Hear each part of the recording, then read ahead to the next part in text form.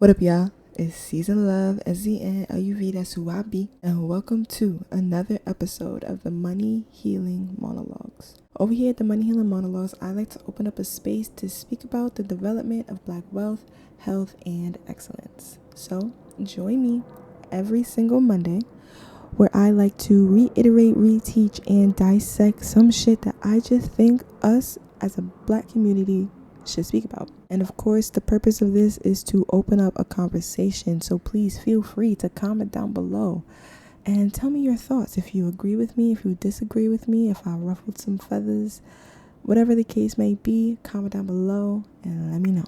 This week on episode 14, we are going to be talking about past trauma. As you know, and if you don't, I like to go down who, what, where, when, why, and how format.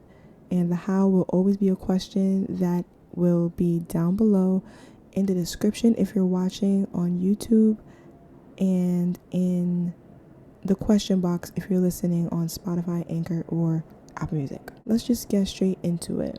Starting off with the who. Who has past trauma? I feel like every single topic that I bring up on this show affects everybody in the Black community, or I wouldn't have brought it up in the first place. You know what I mean? Like, I definitely feel as if everybody has past trauma.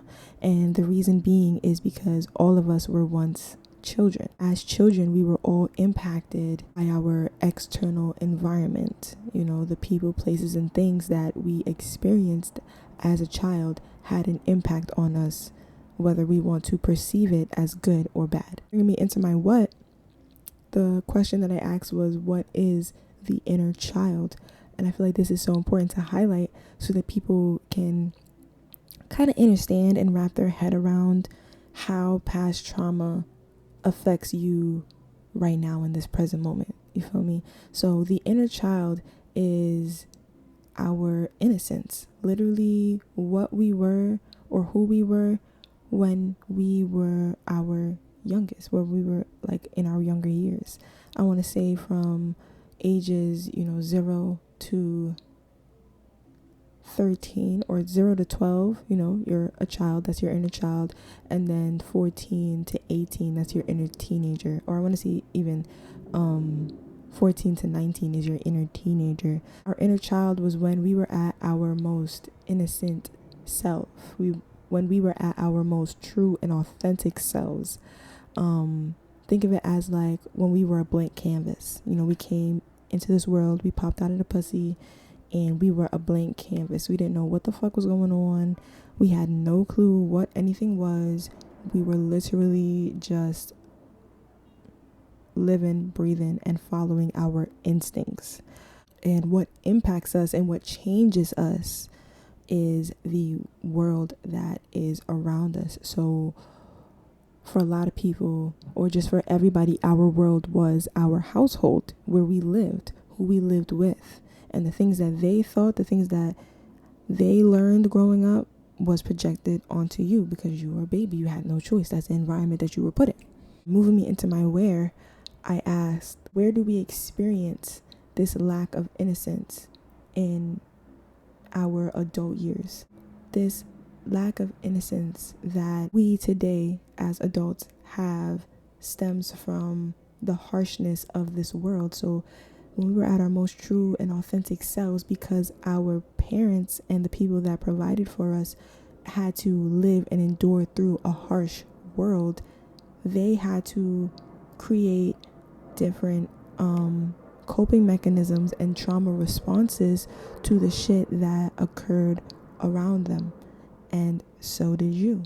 So whatever they projected onto you, however they treated you, you developed a response to those things, especially the things that we perceive as bad, or might I say the things that gave us the low vibrational feelings of anger, sadness, selfishness, guilt, shame. Shame is a big one. All of those were projected onto us. We didn't know what those were until they were projected onto us, and we had to protect ourselves.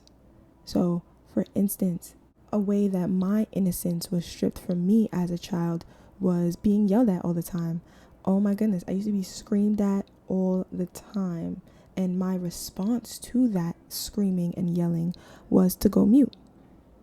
So every time I would get screamed at, I would get yelled at as a kid, I would literally just look at the person that was yelling at me like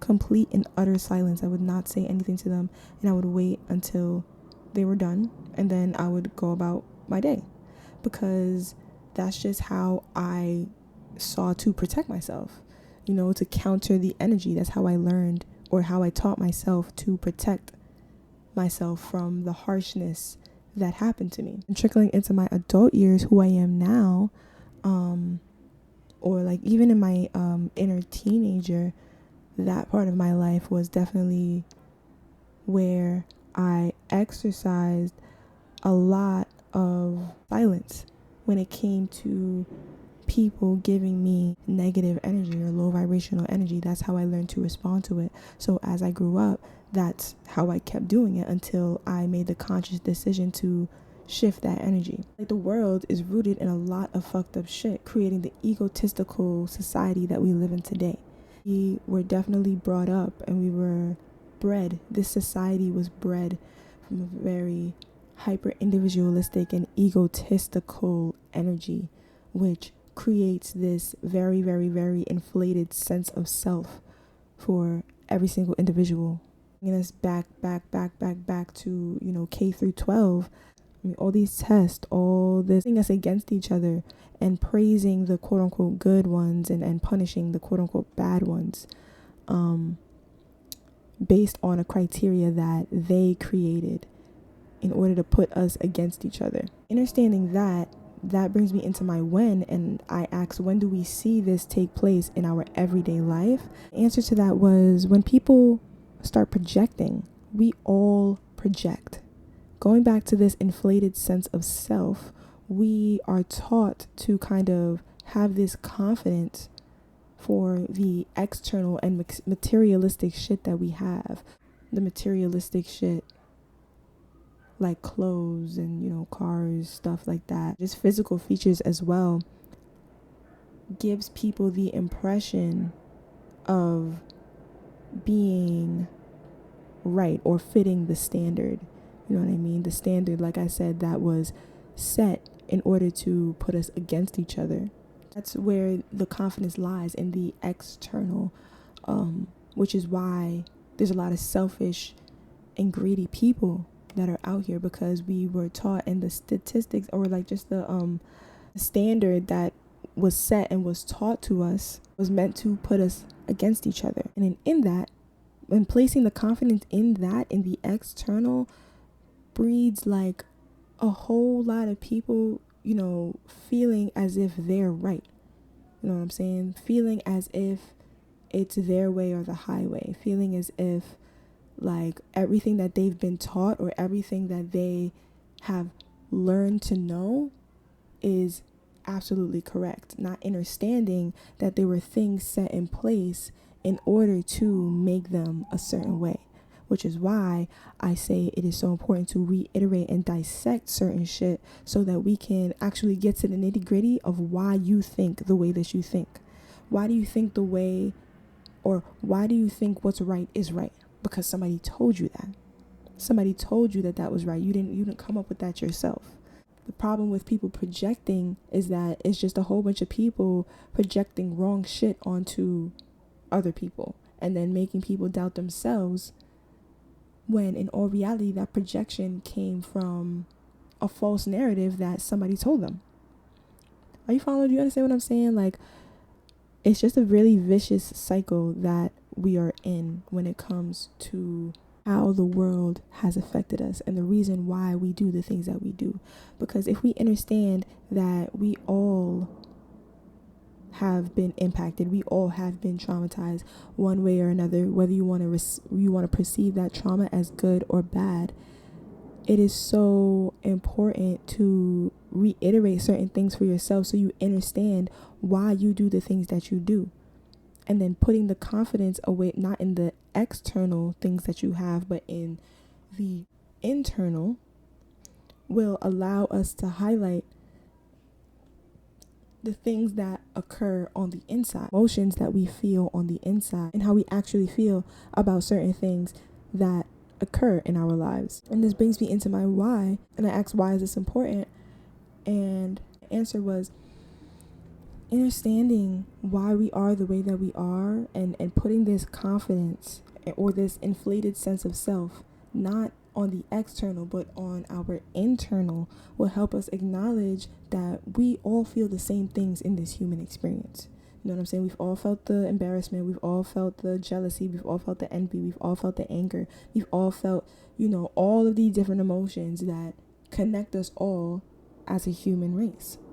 So once we understand that, I feel like it'll acknowledge the fact that we only have control over our reactions. And if we can only control how we react to things, we can be more tedious and intentional with how we maneuver in our everyday lives, so that we can be a more active member of our society, because self-love is service.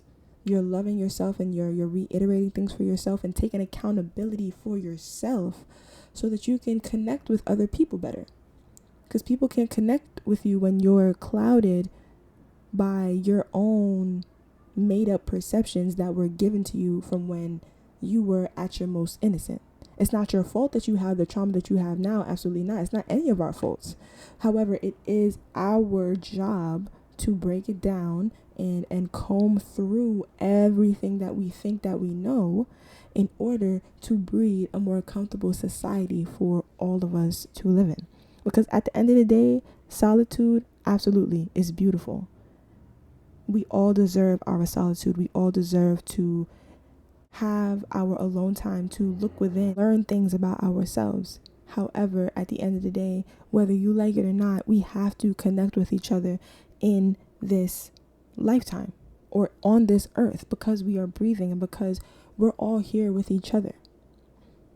So in order to do that and effectively breed a better society for us to all live in, we have to start with ourselves.